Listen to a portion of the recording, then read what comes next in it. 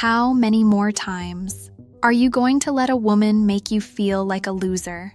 That knot in your stomach when she says no, that pitying look when she rejects you, that humiliating moment when you feel like you're not enough, like there's something fundamentally wrong with you. How many more times are you going to let that happen? Because let me tell you something that's going to sting. It's not a coincidence. It's not bad luck. And it's definitely not because you're not her type. It's because you don't actually understand how the psychology of female rejection really works. I'm a woman, and today I'm going to betray my entire species by revealing the harshest truth there is. We don't reject you for the reasons you think. When we tell you, let's just be friends. When we give you the, it's not you, it's me. When we simply disappear after a date you thought went well, there's an exact formula behind every rejection. And I guarantee that by the end of this video, you'll know it in full and be able to use it so that none of this ever happens again. First key, pre-calibrating attraction before making a move. Let's start with the basics. The first reason you get rejected is because you went in too soon. It's like proposing marriage on the first date. Never, ever make your move cold. We need to feel prior interest before you take any step forward. And that doesn't happen by accident. You have to create it intentionally through intense eye contact, confident body language, and selective validation. Here's what most men don't understand. By the time you make your move, we already know if we're going to say yes or no. The decision happens before you even open your mouth. Your job is to make sure that when that moment arrives, we're already predisposed to saying yes. How do you know if you're ready? Watch our signals. If we hold your gaze longer than normal, if we laugh at things that aren't really that funny, if we find excuses to touch you, those are green lights. But if we avoid eye contact, if our body is turned away from yours, if we answer with one-word responses, you're in the red zone. The difference between success and rejection is simple: timing. Men who never get rejected aren't necessarily more handsome or wealthy. They just read the signs better and only make their move when they already know they'll succeed. But building prior interest isn't enough if your next move screams desperation. The difference between winning and begging, high-value frame. Here's something that's going to sting.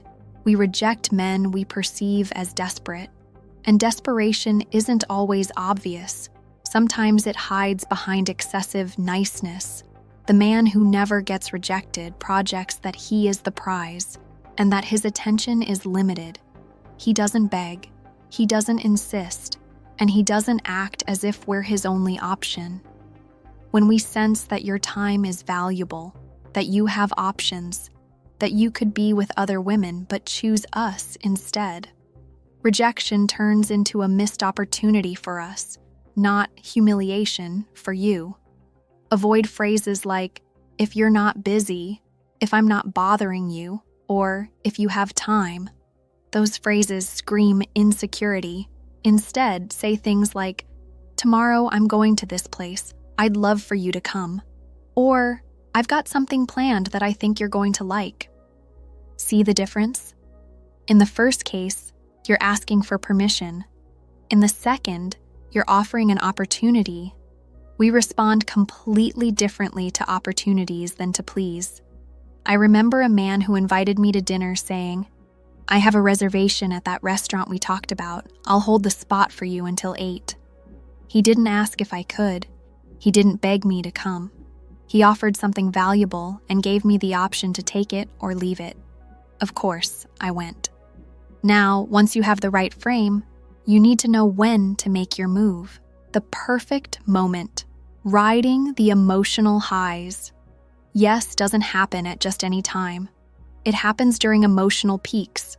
Laughter, euphoria, achievements, intense emotional connection.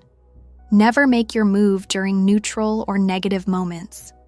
It's basic psychology. When we're emotionally elevated, we're more receptive to new experiences. When we're in a neutral or low state, our defenses are up. Have you noticed how after we laugh a lot with you, we suddenly become more affectionate? Or how after a deep moment of connection, we're more open? That is the moment. That's when you make your move. If you've just made me laugh so hard my stomach hurts, and in that moment you suggest something, my brain associates that positive feeling with your proposal. That's classic conditioning. On the other hand, if I'm stressed, sad, or just on autopilot and you propose something, my instinctive response will be to protect myself, which means saying no. Sync yourself with my emotions. Read the moment. And act when I'm at the emotional peak, not in the valley. But even with perfect timing, the way you make your proposal can ruin everything. The winning subtlety. Shared decision framing. Instead of asking for something, invite her to be part of something that's already happening. This distinction is crucial. Do you want to go to this place? Sounds like a request. I'm heading to this place if you want to join. Sounds like an invitation to something that already has a life of its own. This reduces our perception of risk and increases the sense of spontaneity. We don't feel like we're making a big decision. We feel like we're joining something fun that's already in motion. The psychological difference is huge. In the first case, we feel the pressure of making a decision that could have consequences. In the second, we feel the opportunity to be part of an adventure. This evening, I'm going to try that new downtown bar. Come with me. Works better than, do you want to go to a bar? In the first case, the plan exists regardless of us. In the second, the plan depends on our approval. We'd much rather join something exciting that's already happening than feel responsible for making it happen.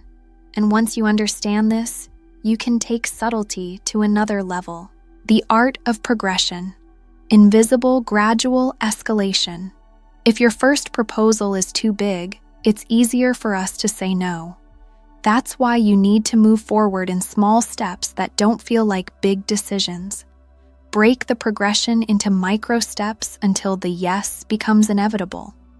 Don't jump from casual conversation to, do you want to come to my place? That triggers all our alarms. Instead, go step by step. First coffee, then a walk, then I know a perfect spot to watch the sunset, then I have a bottle of wine at home. Each step feels natural and logical after the previous one. The secret is that each step should be so small it seems insignificant. Do you want to walk a little? Doesn't feel like a big decision. I know a quiet place nearby, doesn't either. Do you feel like a drink? Neither. But when you add up all those little yeses, suddenly we're at your place without even realizing how we got there. And most importantly, without having felt any pressure at any point. Each micro step should feel like the natural progression of what we're already doing. It's invisible escalation because it doesn't look like escalation at all. But there's an even subtler technique that makes each yes more likely than the one before. The psychological trap. The power of pre-commitment. Before asking for something big, get her to say yes to something small and related. This technique works because the human brain hates contradicting itself. If I've already said yes once, I'm much more likely to keep saying yes. It's the psychology of commitment and consistency. Once we make a small decision in one direction, we tend to keep making decisions that are consistent with that first one. Practical example. First, you get her to agree to have a coffee with you. Then, while you're already having coffee, you suggest going somewhere else. And finally, you take her to your main plan. Each yes makes the next one easier. Do you like trying new food? Yes. Perfect.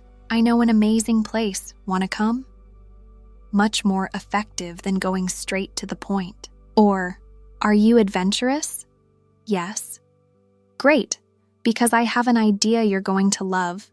I've already committed to being adventurous, so now it's hard to reject an adventure. Pre-commitment works because it turns the decision to say yes into a matter of personal consistency.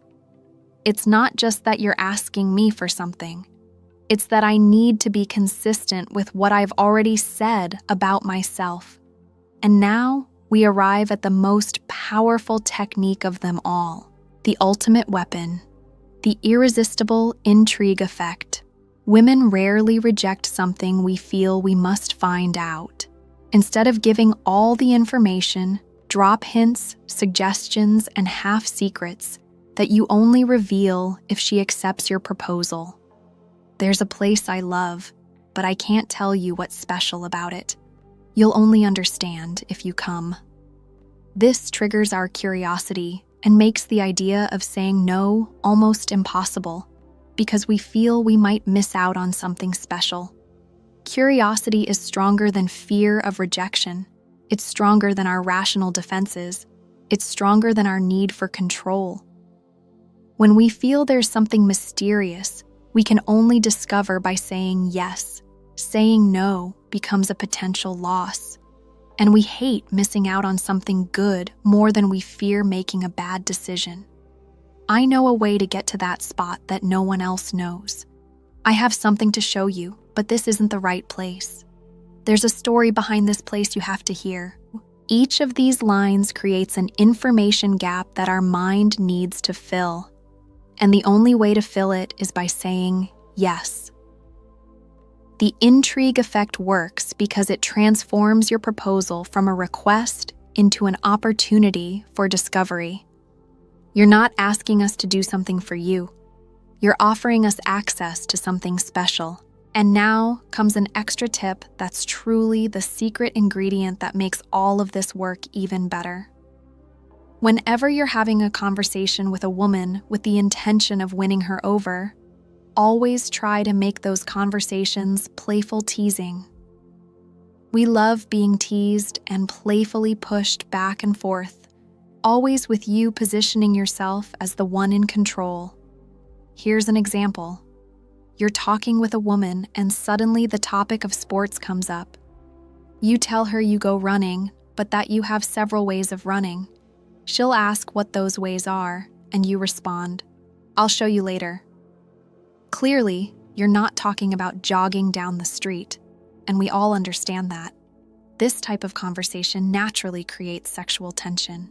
You're not being explicit, but you're being suggestive. You're not being direct, but the message comes through perfectly. The key is timing and context. You have to use this when there's at least a minimal level of trust. And most importantly, you need to be very good at reading the stage of the interaction you're in. If we've just met, this kind of teasing might be too much. If there's already established chemistry, this teasing might be exactly what we need to turn up the heat. Teasing works because it shows confidence, creates anticipation, and keeps the control of the conversation in your hands. But it should always feel playful, never aggressive. Here it is. The exact formula that makes rejection almost impossible. When you combine all of these techniques, it's not that you become irresistible. It's that rejecting you becomes psychologically almost impossible for us. You've removed every reason we would normally say no. But remember, with great power comes great responsibility.